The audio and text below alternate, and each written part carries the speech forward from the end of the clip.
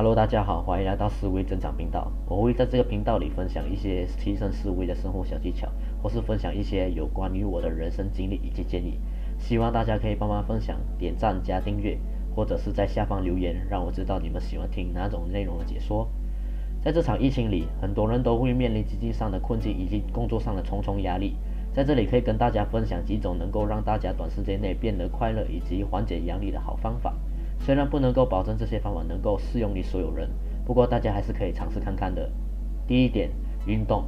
因为我们人体在运动的过程中会分泌一种叫做多巴胺的有益物质，它能够让人们获得短暂内的快乐以及愉悦感。比如说，我们可以通过慢跑、跳绳、做瑜伽、健身等等种类的运动。那些工作繁忙和压力过大的人，可以在早上醒来的时候，或者是傍晚放工的时间段做这些运动。你只需要花上5到20分钟的时间，就可以帮助你缓解一整天所累积下来的压力和不愉快。它可以让我们的身心全身上下都能够得到充分的放松。我们自己本身也是有通过这些运动来帮助缓解压力，大家也是可以尝试看看的，效果保证绝对有效。第二点，懂得感恩。其实拥有这感恩的心，可以让我们身心得到放松。比如说，感恩我们能够有人陪伴一起度过在这段几年的疫情里。感恩父母辛辛苦苦把我们养大的养育之恩，感恩曾经在我们最艰难的时刻为我们伸出援手的伙伴们等等这些。一个人如果能够拥有这些健康心理，可以帮助我们带走曾经在生活中所发生的一切，以不美好的事物都能够一并带过。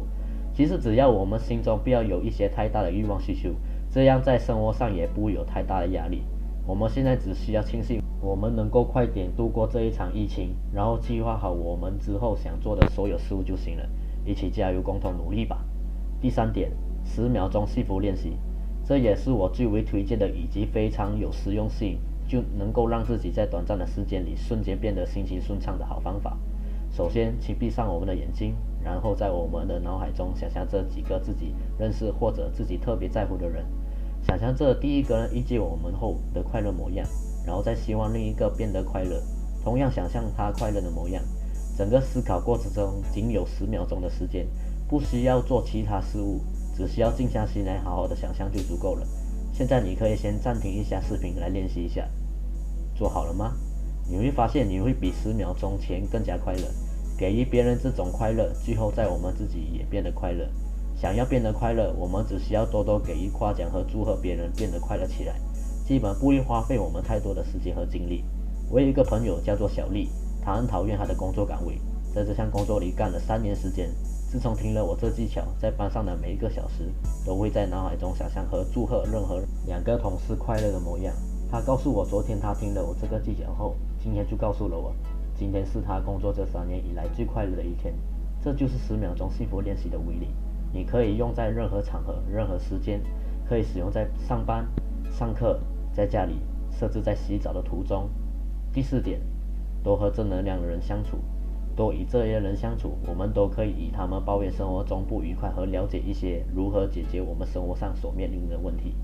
你可以在他们当中得知一些正面的答复，并且不会在你回答的问题的时候有任何的负面想法。正所谓近朱者赤，近墨者黑，相信大家都有听过这番话吧。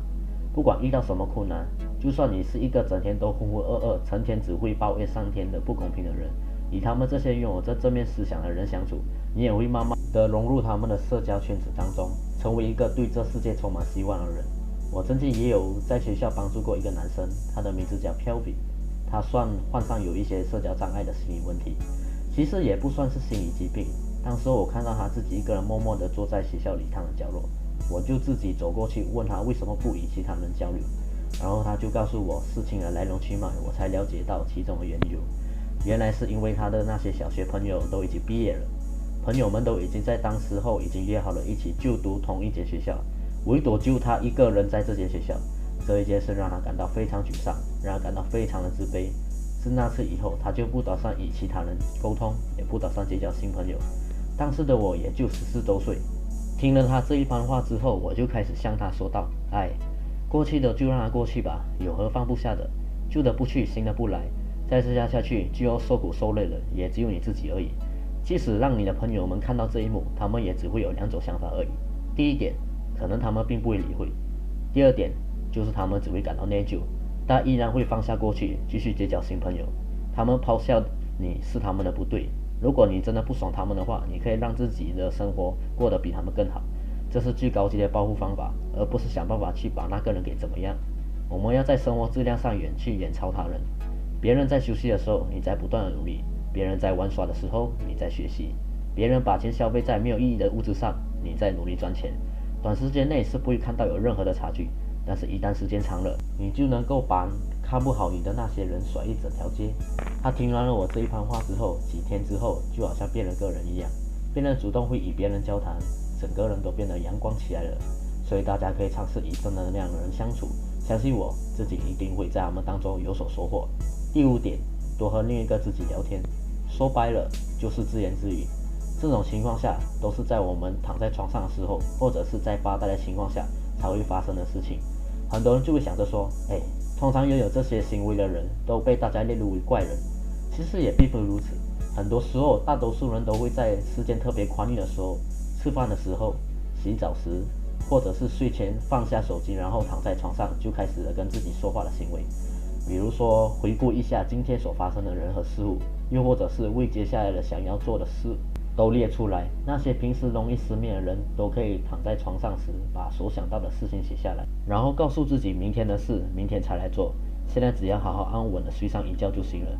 我有时候会在无聊时也会想起以前曾经发生过的事，可能会纠正一下，或者是和以前的自己对比，看自己有没有很大的变化，或者是错过了机会和那个他。当我想起这些事的时候，也是有感到一丝丝回忆。不过我都会把过去的这些压力转化为动力。既然我们还有改变的机会，就可以尝试做出一些可以让自己慢慢变好起来的方法，努力的追求着自己想要得到的东西。只有付出，我们才能得到回报。虽然现在是疫情期间，不过我们可以在疫情结束前的那段时间里，先好好的准备我们自己蓄谋已久的事。虽然过程难免会遇到许多困境，不过至少你拥有勇于尝试的勇气。好了，这视频的分享就到这里结束了。如果大家喜欢本期的内容的话，可以多分享给身边的亲朋好友一同观看，还有帮忙订阅和点赞，或者是在下方留言，让我知道你们喜欢听哪种内容的解说。谢谢大家的支持，那我们就在下一次影片再见了，拜拜。